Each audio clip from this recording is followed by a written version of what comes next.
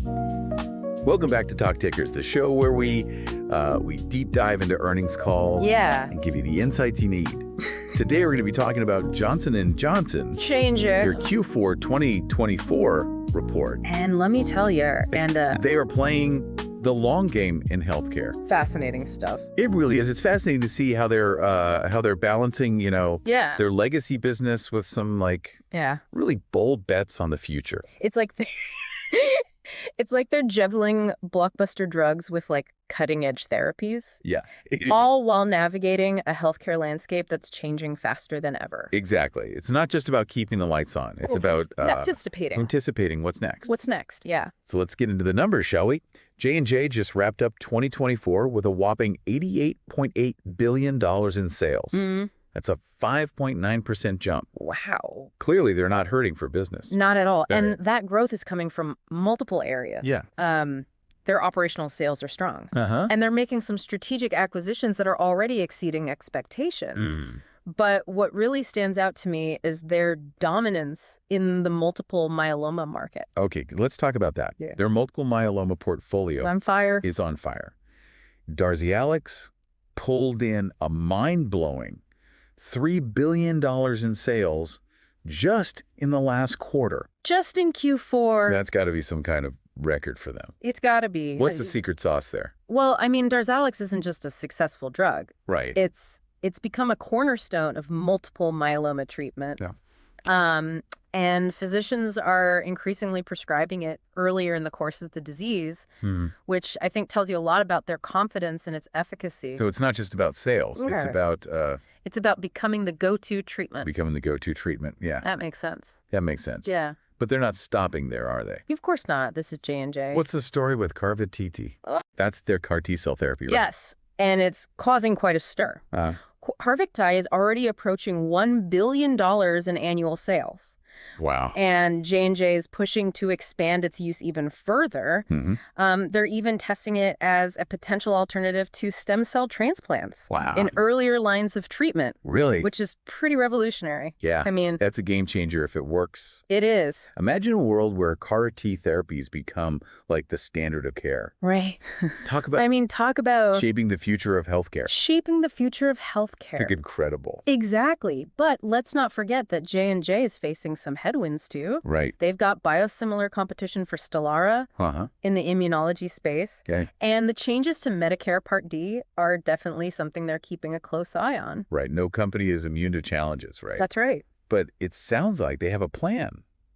Yeah. How are they navigating? How are they navigating these choppy waters? Right. Especially in immunology. Well, they're strategically positioning Tremfya to capture market share as Stelara faces these biosimilar headwinds. Okay. And Tremfya isn't just for psoriasis and psoriatic arthritis anymore. Oh, okay. It's now approved for ulcerative colitis. Mm-hmm. And they're expecting approval for Crohn's disease soon. So they're expanding Yeah. Tremfya's reach into the inflammatory bowel disease market. Yep. That's a smart move, considering, It is the growing need growing need for effective IBD treatments. Absolutely. But let's talk about their Medtech segment for a second. Sure. It seems like they're on a roll there, too. Absolutely. Medtech sales topped $30 billion for the second year in a row. Really? They've launched some innovative new products like the Varipulse pulsed field ablation platform. Yeah. And their acquisitions of Abiomed and Shockwave are already exceeding expectations. Now, Varipulse, that's the one that made some headlines recently, right? Yeah. Something about a pause in the U.S. A pause in the U.S. Let's deal with that. Yeah, so you're right. There's been a bit of a snag. Right. J&J temporarily paused Varipulse cases in the U.S. Due to a few reported neurovascular events. Oh, wow. So they're investigating the issue and taking a cautious approach while they work to understand what happened. So it's a wait-and-see situation. It is a wait-and-see. For Varipulse in the U.S. Yeah. For now. For now. But what about those acquisitions? Yeah. Abiomed and Shockwave. So Abiomed specializes in heart pumps. Okay. And Shockwave is a leader in intravascular lithotripsy. Okay. These are both high growth areas in medtech, and J&J clearly sees them as strategic additions to their portfolio. Yeah. And so far, these companies are exceeding expectations. Yeah. And contributing significantly to J&J's overall growth. It sounds like J&J isn't afraid to make big moves in medtech. No, they're not. They're definitely not sitting on the sidelines. Not at all. But they're not limiting their investments to just medtech, are they? You're right. It seems like they're thinking big picture. Yeah. They poured over $32 billion That's a lot of capital. into strategic acquisitions and partnerships across the entire healthcare landscape in the last 12 months. They're clearly not shy about investing in the future. Nope. What's the most interesting example Let's see. of this spending spree?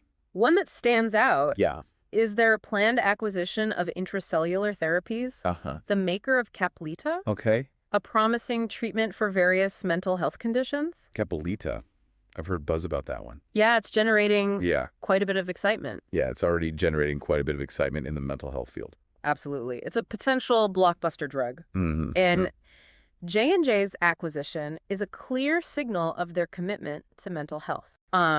This is a huge area of unmet need. Yeah, definitely. And J&J is positioning themselves to be a leader in developing innovative treatments. It's encouraging to see them investing in mental health. It is. It's often overlooked, but it's such a crucial part of overall well-being. Absolutely. But, Sure. let's be realistic. J&J is facing some challenges. In 2025, we talked about the Stelara biosimilars. Right. And I know they mentioned some other headwinds as well. Yeah. What else is on their radar? Well, the Part D redesign is a big one. Okay. This could impact drug pricing, which is something all pharmaceutical companies are grappling with. Of course. Right. Yeah. And they're also seeing some macroeconomic pressures in China, which is a key market for them. Right. So they've got a mix of internal and external challenges to navigate. Yeah. It sounds like they've got a lot on their plate. They do, but despite these hurdles, they're still projecting growth for 2025, right? They are. Yeah. They're anticipating around 3% operational sales growth, which is pretty impressive considering, the Stelara situation and the Part D changes. Yeah. They're also projecting nearly 9% adjusted operational earnings per share growth. Hold on. Yeah. 9% earnings growth. Mm-hmm. Even with those headwinds. That's a bold prediction. It is. Where's that confidence coming from? Well, they're emphasizing strong financial management, cost control, and disciplined capital allocation. They're also focused on, driving efficiency and maximizing the performance of their existing portfolio, particularly their star players like Darzalex. So it sounds like they're taking a multi-pronged approach. Tackling challenges head on, maximizing their strengths, and keeping a close eye on expenses. Absolutely. It's a balancing act, for sure. It is a balancing act. But let's break down some of these successes a bit further. Let's do it. We've talked about Darzalex's impressive sales figures, but what's the full story there? Right. What's driving this incredible performance? Well, Darzalex just hit another milestone, bringing in over $3.1 billion. Okay, so $3.1 billion. $3.1 billion. They're just $3 billion. Not just $3 billion. It's significant. It's a pretty significant distinction. It is. And you're right. It's not just about sales figures. Right. It's about becoming the preferred choice. Yeah. For physicians and patients. It sounds like Darzalex is well on its way to achieving that. It really does sound like that. Yeah. But what about Carvykti? What can you tell us about its progress? Carvykti had a phenomenal quarter as well, raking in $334 million in sales. Wow, that's incredible. That's a year-over-year growth of over 100%. 100% growth. 100% growth. That's incredible. And as we discussed earlier, J&J is working tirelessly to expand Carvykti's use into earlier lines of treatment for multiple myeloma. They're even exploring its potential as a replacement for stem cell transplants. Wow, which would be a huge leap forward for patients. Replacing stem cell transplants would be a game changer, not just for J&J, but for the entire field of multiple myeloma treatment. Yeah. It's amazing to see how rapidly CAR-T therapy is advancing. Yeah, it's amazing. But J&J isn't putting all their eggs in the CAR-T basket, are they? No, they're not. What other multiple myeloma treatments are they developing? Well, they've got a whole arsenal in the works. Okay. In addition to Darzalex and Carvykti, they also have Tecvayli and Talvey. Okay. both of which are best-in-class bispecific antibodies. Tecvayli generated $146 million in sales in Q4, showing 18% growth year over year. Wow. And Talvey, while newly launched, is already showing strong growth. So they're building a comprehensive portfolio of multiple myeloma treatments, covering all bases. Yeah. It's a smart strategy, especially as the science continues to evolve. It is. Now let's shift gears and talk about their immunology segment. Okay. We've discussed the challenges they're facing with Stelara. Yeah. But what about Tremfya? Yeah. You mentioned it's demonstrating strong growth. Yeah. Can you elaborate on that? Sure. So Tremfya pulled in $674 million in sales in Q4. Okay. With a 5.6% growth year over year. It's gaining traction in psoriasis and psoriatic arthritis. Okay. And importantly, its recent launch in ulcerative colitis is fueling its growth. So it's not just about maintaining its position. No, it's about expanding. It's about expanding. Yeah. Into new markets. Into new markets. What makes Tremfya such a promising treatment? Well, it's the only dual-acting IL-23 agent approved for ulcerative colitis. Oh. So this means it targets two key pathways involved in inflammation, giving it a unique edge in managing this complex condition. Plus, it has flexible dosing options, which is always appealing to both physicians and patients. That's interesting. So it's not just about being not just another IBD treatment. Yeah, another IBD treatment. It's about offering something. It's about offering something unique. Unique and differentiated. Differentiated. Right. And I understand it's also on track for approval in Crohn's disease. That's right. Yeah. J&J expects to receive FDA approval for Tremfya in Crohn's disease soon. Right. Further cementing its position in the inflammatory bowel disease market. It sounds like Tremfya has the potential to be a real powerhouse. It does. For J&J, helping to offset those losses from Stelara biosimilars. Now let's dive back into the Medtech segment. Let's do it. We touched on Varipulse earlier, but I'm curious to hear more about the details of those safety concerns in the U.S. Okay. What exactly happened? So J&J is investigating 4 reported neurovascular events potentially related to Varipulse. They're taking a very cautious approach and have temporarily paused U.S. cases while they work to understand the root cause of these events and address any potential issues. So it's a temporary setback, but they're being it's a temporary setback, proactive and transparent about it, which is good. Which is good to see. Yeah, absolutely. But what about the rest of the world? So how's Varipulse performing? Yeah. In other markets? In other markets, yeah. So it's actually doing quite well in Europe, Japan, and Canada, with roughly 3,000 commercial cases completed already. Wow. And J&J is confident that once they resolve the safety concerns in the U.S., Varipulse will become a major player in the electrophysiology market globally. Okay, so it's not a complete halt. Not a complete halt. It's a strategic pause. A strategic pause while they address these concerns. Hopefully they can resolve the issue quickly and get Varipulse back on track in the U.S. Back on track. Now let's move on to some of their other Medtech products. All right. What else is driving growth in this segment? Well, their vision care portfolio is performing very well. Contact lenses and other products grew 7.4% in Q4. Wow. This growth is coming from a combination of factors, including strategic price actions, strong performance of their popular AccuView Oasis one-day products, and favorable trade inventory dynamics. It sounds like they're holding their own. They are. In the competitive vision care market. Vision care market. What about surgical? What about surgical vision? Surgical vision. How are they doing in that area? So surgical vision is another area of strength. Okay.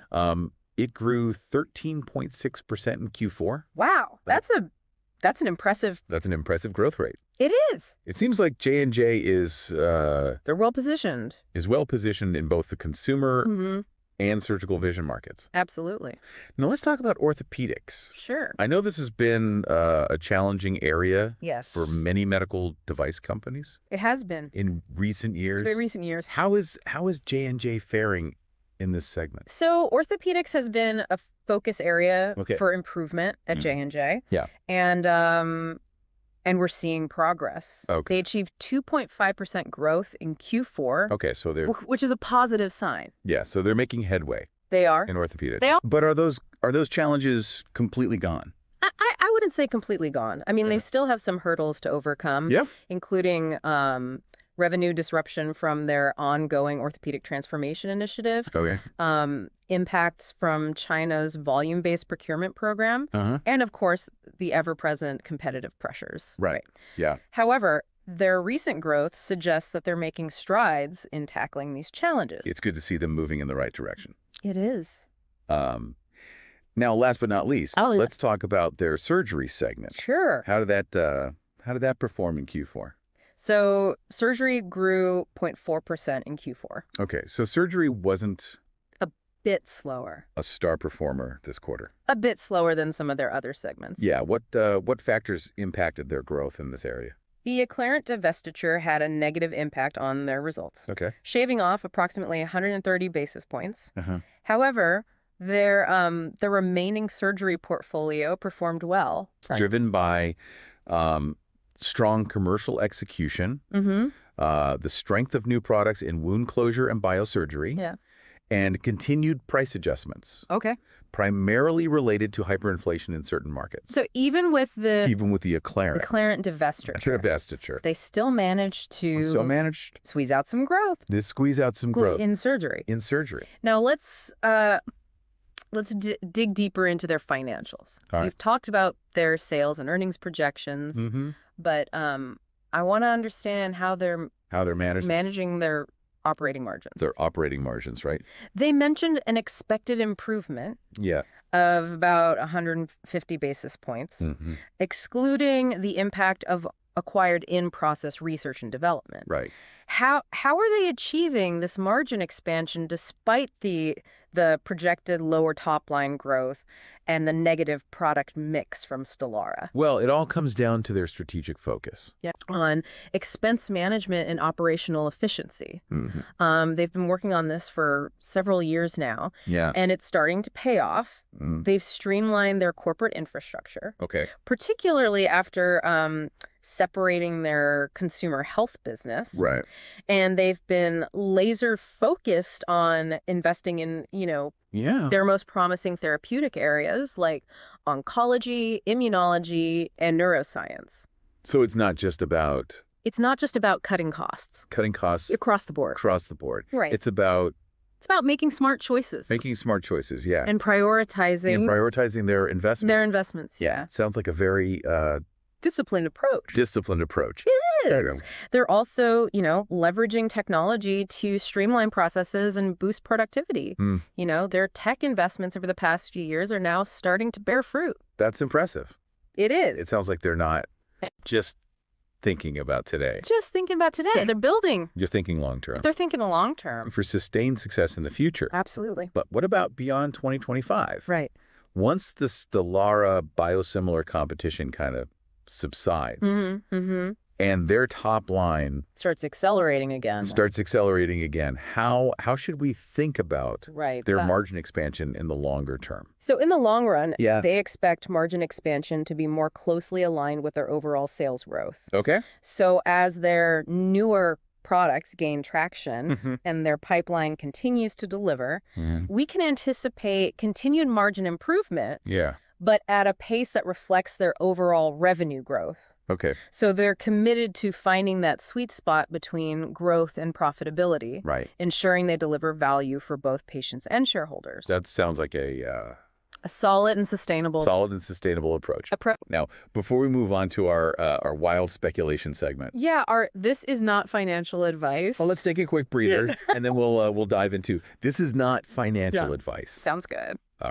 All right, I'm ready to unleash my inner Wall Street wild child.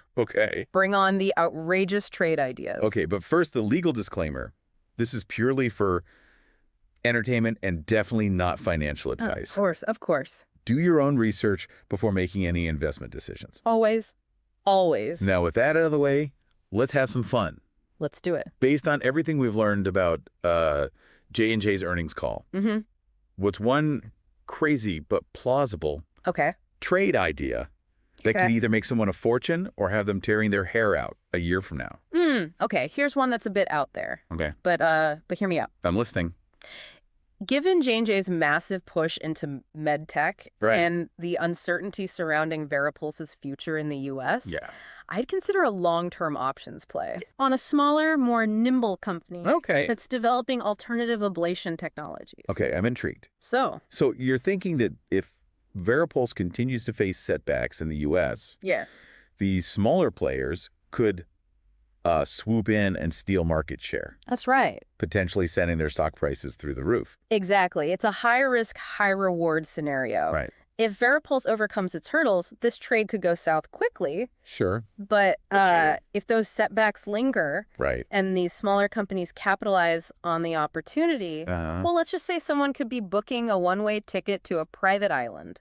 I love it. A classic David versus Goliath story in the making. It is. Remember, folks, this is purely hypothetical, just a fun thought experiment. Of course. Don't go betting the farm on this one. No, please. Okay, now that we've had our fun, let's get back to reality. Let's get back to J&J's overall strategy. All right. They've got those headwinds in 2025, but they're still projecting growth.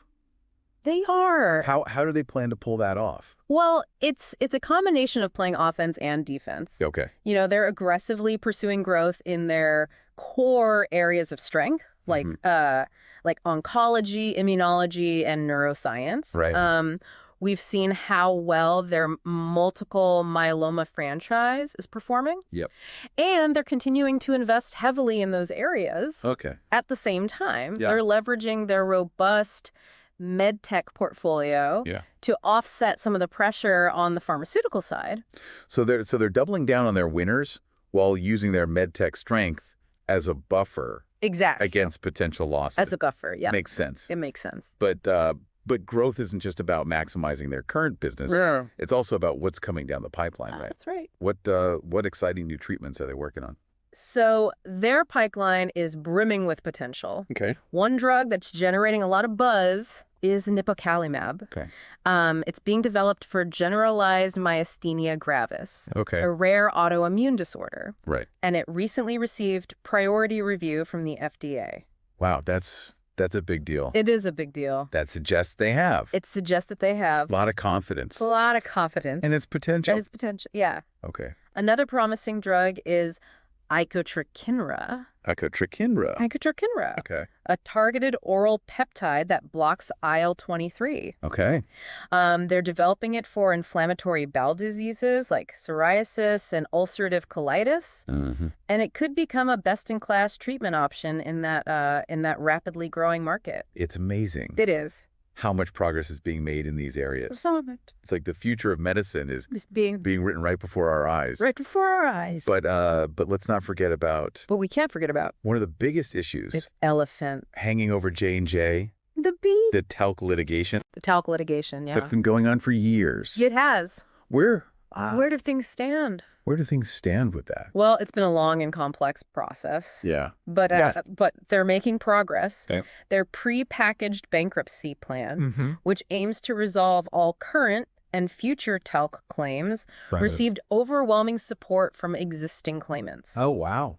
So they're optimistic that the court will confirm the plan soon. So there's light at the end of the tunnel? At the end of the tunnel. Resolving this would be... It'd be a huge weight. A huge weight off their shoulders. Off their shoulders, yeah. Absolutely. It would free up resources, reduce uncertainty, and allow them to focus even more intently on their core business and their future. It sounds like they're turning a corner. A corner, yeah. Now let's zoom out a bit. Good. J&J is obviously a major player. A major player in healthcare. So their performance tells us a lot about the industry as a whole. It does. What are some of the broader trends? What are some of the broader trends that this earnings call highlights? There are several key trends that jump out at me. Okay. First, there's the ever-increasing pressure on drug pricing, especially in the U.S. Of course. The ongoing debate about the role of pharmacy benefit managers, and the impact of Part D redesign are creating a challenging environment for all pharmaceutical companies, including J&J. Makes sense. Second, there's the incredible pace of innovation we're seeing, particularly in areas like cell therapy, gene editing, and personalized medicine. Right. Companies like J&J are driving this revolution. It's incredible. It is. It's exciting and a little bit mind-boggling to think about the possibilities. It is mind-boggling. What's the third trend you're seeing? So the third trend is the growing focus on mental health. We're seeing a greater understanding of the importance of mental well-being. And there's a growing demand for effective and accessible treatments. Yeah, for sure. And J&J's acquisition of intracellular therapies. Right. And their investment in developing new treatments for depression and other mental health conditions are a clear reflection of this trend. It is. That's encouraging. It is. About time mental health gets the attention it deserves. Absolutely. Now, before we wrap up, sure, I want to touch on something that really resonated with me during this earnings call. J&J's commitment to their credo. Their credo. It seems like more than just words. More than just words to them. Absolutely. Yeah. Their credo is deeply ingrained in their company culture. It's about putting the needs of patients first. Right. Acting with integrity and making a positive impact on the world. It's inspiring to see a company that truly lives its values, especially in an industry that can be so focused. Bottom line. Yeah. I agree. And it's something that investors should pay attention to. I think so too. A company with a strong ethical foundation is more likely to, make responsible decisions. Build trust with stakeholders. Right. And achieve sustainable success in the long run. Well said. It's a reminder. It's a reminder that profits and purpose can coexist. They can. And in fact, they can. And they can reinforce each other. They can reinforce each other. Now, it's important to acknowledge that J&J, like any large company, isn't perfect. They've had their share of challenges and controversies over the years. Of course. That's important to be aware of those issues. And to hold them accountable. Hold them accountable for their actions. We should celebrate their achievements. But we should also be critical and discerning. Yeah. Ensuring they're living up to their values and learning from their mistakes. Absolutely. I think that's a great note to end on. It is a good note to end on. Now let's quickly recap the key takeaways from J&J's Q4 2024 earnings call. All right. Before we move on to our final thought. Right. What were some of the key highlights?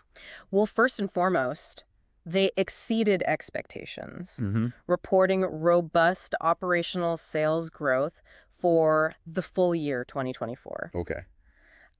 They reached $88.8 billion in sales, a 5.9% increase, driven by strong performance in their pharmaceutical and Medtech segments. And their multiple myeloma treatments were definitely a standout, with Darzalex hitting over $3 billion in sales in Q4. Right. And Carvykti approaching $1 billion in annual sales. That's right. And they're strategically positioning Tremfya to take over in the immunology segment as Stelara faces biosimilar competition. Right.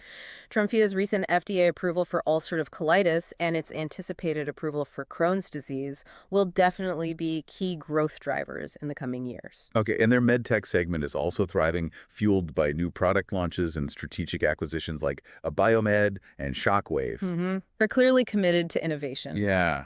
Pouring over $32 billion into acquisitions and partnerships in the past 12 months. Wow. Including that big move to acquire intracellular therapies, the maker of Caplyta. Yeah. Which is making waves in mental health. But let's not forget. Right, we can't forget. They're facing headwinds in 2025. Headwinds. From Stelara biosimilars. Yes. The Part D redesign impacting drug pricing.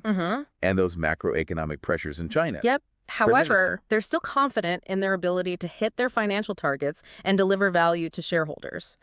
And they're actively working to resolve the talc litigation. Yeah, their prepackaged bankruptcy plan has received a lot of support. It has. And they're hoping for a favorable court ruling soon. They are. Lastly, their commitment to their credo is evident in everything they do. Absolutely. From their focus on innovation to their dedication to social responsibility. It really is. It's clear that J&J is a company in transition. Balancing its legacy strengths with bold investments in the future of healthcare. That's right. They're tackling challenges head-on, from biosimilar competition to expanding into new high-growth markets. And that's something you, as a healthcare investor or simply someone interested in the future of medicine, should definitely keep your eye on. This deep dive has been just a glimpse into the complexities of J&J. It has. But it's a reminder that there's always more to learn, more to explore. Always more to learn, absolutely. Keep learning. Keep learning. Keep questioning. Keep questioning. And stay ahead of the curve. And stay ahead of the curve. Now for our final thought. Yes.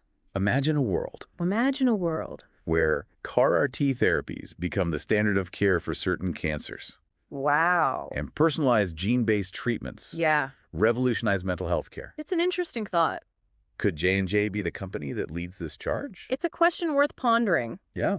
The healthcare landscape is changing rapidly. It is. And J&J is undoubtedly a major player shaping its future. Yeah. We'll be watching closely to see how this story unfolds. That's a perfect note. Perfect note to end on. Yeah.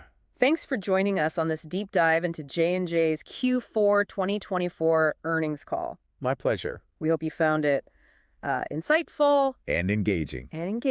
It's always a pleasure to delve into these earnings calls. Yeah. And uncover the stories behind the numbers. And that's what we're all about here at Talk Tickers. That's right. Providing you with the information and insights. You need to stay ahead of the game. To stay ahead of the game. Until next time. Stay informed. Stay curious. And always remember. Do your own research. This is Talk Tickers signing off. So we've covered a lot of ground today, from soaring sales in multiple myeloma to those intriguing acquisitions in Medtech. Yeah. What's the big takeaway for investors? Yeah. And anyone who wants to understand where healthcare is headed? I think the key takeaway here is that J&J is in a fascinating position. Yeah. They're a giant in the healthcare industry. Right. But they're not afraid to embrace change and make bold moves. Yeah. They're strategically balancing their legacy business with investments in cutting-edge therapies and technologies. It's a delicate dance. It is. But they seem to be pulling it off. It's like they're building a bridge to the future of healthcare. Yeah. One carefully calculated step at a time. One step at a time. But what should we be watching closely? Right. As J&J navigates 2025 and beyond? Yeah. What are those? What are the make or break factors? The make or break. That'll determine their success. I think there are a few key things to keep an eye on. Yeah. First, can they maintain the incredible momentum they've built in their core growth drivers? We're talking about their multiple myeloma franchise, right, which is on fire right now. It is. And Tremfya in the immunology space, which is poised to pick up the slack as Stelara faces biosimilar competition. So it's about proving that these wins aren't. Yeah, they're not just flashes in the pan. Not just flashes in the pan. They need to show. That they can sustain this growth over the long haul. Long term, yeah. What else is on your radar? Well, their Medtech acquisitions are another crucial factor. Oh, yeah. Will a Abiomed and Shockwave truly integrate seamlessly and contribute to J&J's long-term success? Still early days, but the initial signs are promising. Those acquisitions were definitely bold moves. They were. It'll be interesting to see how they play out over the next few years. Absolutely. What about their pipeline? Can they deliver the next generation of groundbreaking treatments? So their pipeline is definitely one of their biggest assets. Yeah. It's packed with potential, including those potential blockbuster drugs we talked about, nipokalimab for myasthenia gravis and Ica-Trachinra for inflammatory bowel diseases. Right. The success of these drugs will be crucial for J&J's future growth. It's almost like they're playing a high-stakes game of chess. Yeah, it is. Moving their pieces strategically. To stay ahead of the curve. But they also have that looming legal battle with the talc litigation. That's right, the talc litigation. Will they finally be able to put that issue to rest? Well, the resolution of the talc litigation would be a major turning point for the company. The outcome of those bankruptcy proceedings will have a significant impact on their future, both financially and reputationally. It's a reminder that even the most successful companies can face unexpected challenges. Unexpected challenges, absolutely. And speaking of challenges, J&J is operating in a healthcare landscape that's constantly evolving. Constantly evolving, yeah. Drug pricing pressures, rapid innovation, and the growing focus on mental health are all factors. All factors they need to navigate. They need to navigate carefully, yeah. It's a complex and dynamic industry. Right. And their ability to adapt and evolve will ultimately determine their long-term success. Well said. Yeah. Now, before we sign off, I'm dying to know your overall take on J&J's performance and their outlook for the future. Are you feeling bullish, bearish? Bullish, bearish. Or somewhere in between? You know, it's always risky to make predictions in an industry as complex as healthcare. Of course. But I'd say I'm cautiously optimistic about J&J's future. Okay. They've demonstrated resilience, adaptability, and a commitment to innovation. These are all essential qualities for success. In today's rapidly changing healthcare landscape. So they've got the right ingredients. They do. But they still need to... They need to execute. Execute flawlessly. Flawlessly, yes. To stay ahead of the game. To stay ahead of the game. Exactly. They face headwinds, no doubt. But we do. Their strong financial foundation, their diverse portfolio, and that promising pipeline. Give them the tools to overcome these challenges. I think so. And emerge even stronger. Even stronger. They're not just trying to maintain their position, they're actively shaping the future of healthcare. And that's something both investors and patients should be excited about. Well said. It's been a fascinating deep dive into J&J's earnings call. It has. We've uncovered their strength, their challenges, and their vision for the future. We have, and it's always a pleasure to join you on these deep dives. It is. It's amazing what we can learn when we really dissect these earnings calls and dig into the stories behind the numbers. And that's what Talk Tickers is all about. That's what it's all about. Providing you with the insights you need to make informed decisions. Informed decisions about your investments. And understand the forces shaping the healthcare industry. That's right. Until next time. Stay informed. Stay curious. And remember, do your own research. This is Talk Tickers signing off. This is Talk Tickers signing off.